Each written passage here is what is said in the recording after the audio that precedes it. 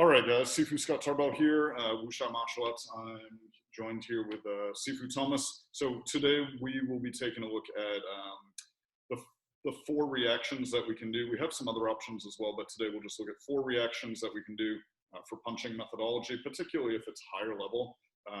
Mid-level stuff, you can use a lot of the shapes of the hands to do things with your responses, right? Like with your jump sao, your cow sao, your bong sao, and tun sao. And you can go back and we have like those solo videos that we did on mid-level responses if you ever want to like work on the solo training and stuff like that. But today we talk more about high level. So from here, right, when we're looking, right, if we line up same side like that, right, that means that we are open, right? Everything is open. So as he comes in, the first thing I do is wedge this out like this, right?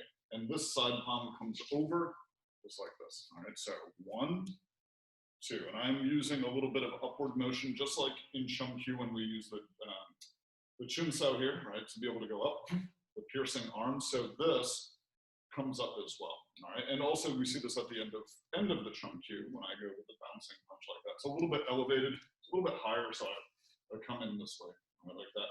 So for the partner who's coaching, you can always like keep your hand up on guard just in case the Wing Chun person gets a little vigorous with their punching, right? So this is option number 1. We'll do a little slow. As he comes in, right to my nose, he comes in right to my nose. This comes in and I punch higher. Now, if I punch lower, you can see that he can already hit me. So this hand, right, the side palm is really useless. It's just a catch-all at the end, but you shouldn't be using it to defend the attack, right? Really, it comes from the front hand coming in this way. But if I keep it low, then he can hit, right? So if my punch is low, he can punch over it. But if I go a little bit higher, right, 1, it wedges him out, and then 2, I have a better advantage to hit him than he does to hit me, okay? So we'll switch positions here. All right, so from here, as he comes in, punches my nose, this one comes in, just like that, and again, here, so like this. And when you train with your partner, make sure that they're punching right at your nose, right? So that you have that wedge, all right, that you can slide in. All right, so the second one here, right, is now if he punches with the backhand. So you have your jab, which is the front, then you have your cross, which is the back, right? If we're talking in boxing terms, yeah? So from here, as he punches with the backhand, if I just went forward, I would get hit. Maybe I'm longer than him, I don't know. Maybe he's longer than me, right? But from here, as he comes in, I track this back and I punch with this one. So we'll switch positions on here. All right, so same thing, right, just like that. As he's punching in, boom, this hand comes up. And when I finish, I am here. So it goes, tracks it back, and then this one. Because this is more of a visual thing, right? That he punches in, and I tried to go forward, but I'm like, oh crap, right? Like here, I'm stuck, so I track this back. But the trick isn't that I should be trying to catch it or something like that, because if you start trying to catch hands, you will literally catch hands, right? So you want to be careful that you're trying to go forward, and then whoa, at the last minute, you're like, okay, like this thing came in a little too close for comfort. So here, just like that. All right, now option 3 is where we are opposite hand, like this. We are closed door. So open doors that we are on the same side like this, right? Closed doors that we're here. All right, so as he punches in like this, if this goes to my shoulder, like it's giving me tun sao pressure, you'll actually feel that you want to do a tun sao. Don't do a tun sao. And the reason we don't do these things is because the structure is pretty strong here. I can be soft, right? But I can't do that up here because I'm disconnected from the body, right? So from here, all I'm gonna do is I wanted to punch forward like this, but then I yield to his force and move around. All right, so switch. So this one is like drawing the bow, right? So I punch forward and then I receive some force here and I shift. Now, students are always doing something weird, right? Like they'll punch and then they do this or they do this, but it should be that when I go forward like that and I receive the pressure, I let it slide and then I hit. And the reason we have the fist in this position is because I'm gonna hit him right away, right? So you wanna have your weapon always pointed at your opponent here, right? So from here, as he comes in, I try to punch, he tries to punch, but I yield to his force, right? You can see he keeps his hand up, which is just good application for him as well. and then you could punch afterwards, right?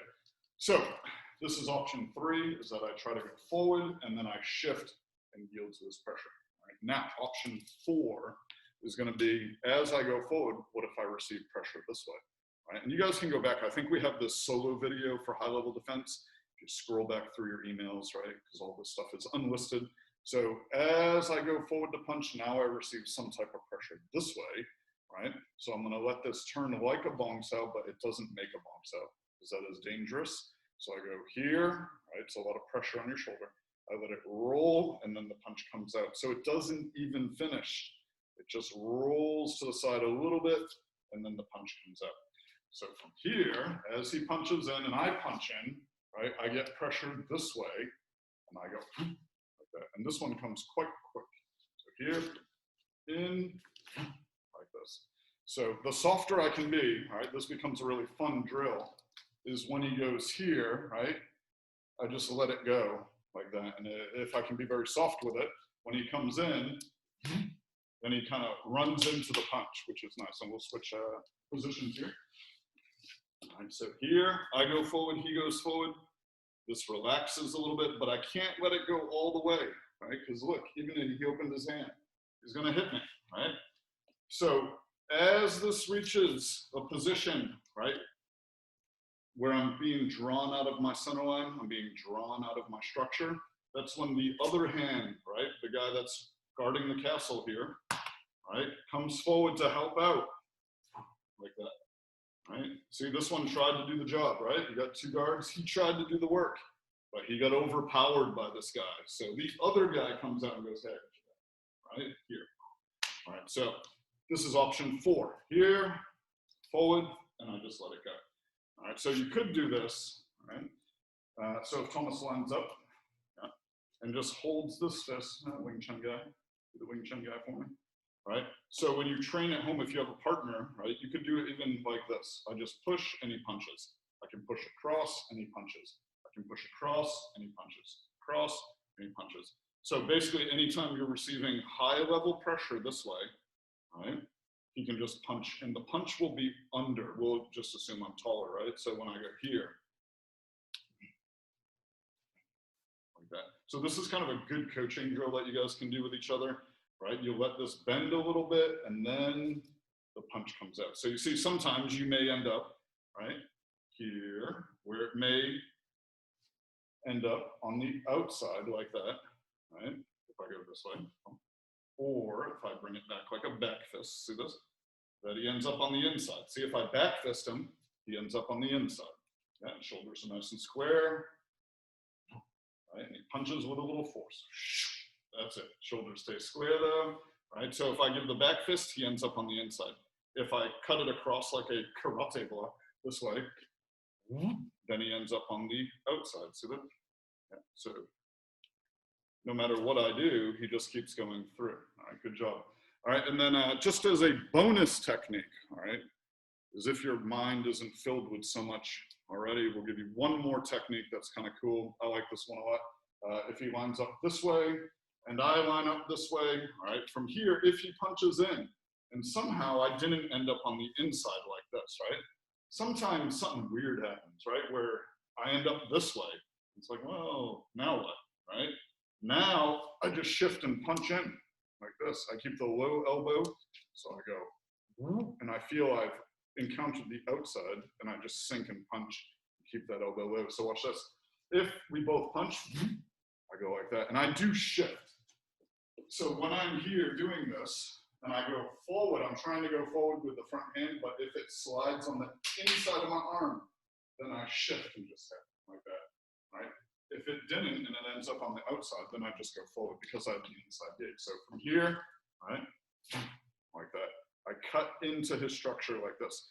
Now, I'm not purposely trying to get to the outside. It just happens, right? If he's punching to my nose and I end up here, fine, that's fine, right? If he's punching to my nose and something weird happened and I end up here, that's fine too. So with all of the high-level defense, try not to anticipate, right? The anticipation is going to be the devil. It's going to like destroy you, right? So here, just punch forward. Let your front hand do everything. Punch forward, back, right? Punch, punch, punch, right?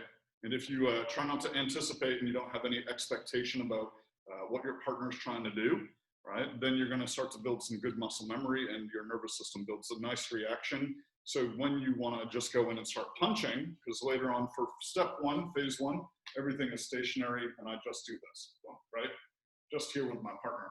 But then level two is that my partner gives it to me and I step in after I defend, whatever it is, this one or this one or this one, right? Whatever it is, I defend as I step in and start to chain punch. Level three is that he maybe throws a second punch, right? I was in with this one, and as I start to punch, he punches over and I go, whoa, and I punch this way. So, and then now you start to get more into like how you can use that for real sparring when you put the gloves on, right? Versus the boxer, Wing Chun versus boxing, okay? So those are some great things for you to work on. I would say if you don't have a partner, you can just work on those things solo, like that, going forward, shifting from here, and then you can do like level two is do it with stepping in and chain punching, just like that. And you can set like a time and just be vigorous with it. Set 3 5-minute rounds and just move in, pop, pop, pop, and then go back and, oh, maybe it's this one, and then pop, pop, pop. If you have somebody you can train with, just go slow, have them kind of coach you for a little bit, and then when you're doing good, they can step up the pace. But if you start falling apart and your form sucks, then you probably want to slow down a little bit and take your time, okay? All right, so that is the high-level defense for you guys to work on for this week. I hope to see you guys in class. If you have any questions, feel free to shoot me an email. And yeah, have a good weekend, guys.